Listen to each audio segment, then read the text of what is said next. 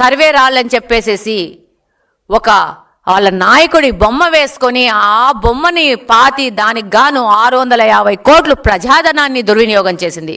మా ల్యాండ్లలో దిష్టి బొమ్మలు పెట్టుకోవాలంటే మేము పెట్టుకుంటాం.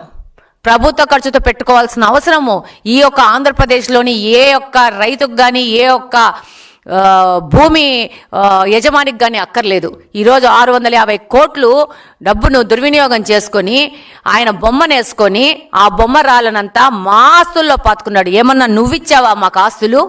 లేకపోతే నీ పార్టీ ఇచ్చిందా ఆస్తులు? మా పెద్దలు, మా తాతలు, మా వాళ్ళు, మేము వంశపారంగా వచ్చిన మా ఆస్తుల్లో నీ బొమ్మ ఎందుకు?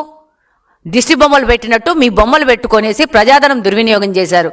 ఈరోజు పట్టాదారు పాస్ పుస్తకాల్లో ఆయన బొమ్మ వేసుకుంటాడు, మళ్ళా నవ్వుకుంటా మాట్లాడతారు. ఏమి ఈ బొమ్మ ఉంటే ఇందులో ఏమి మార్పు వచ్చింది? మార్పు 100కు 100 పట్టాదారు పాస్ పుస్తకాల్లో వచ్చింది.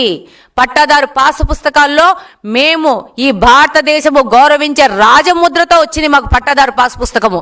నీ బొమ్మ కావాలంటే నీ పార్టీ కార్యకర్తలకు అందరికీ టాటో వేసుకో, వాళ్ళ మోకాల మీదనో ఈపుల మీదనో చేతుల మీదనో.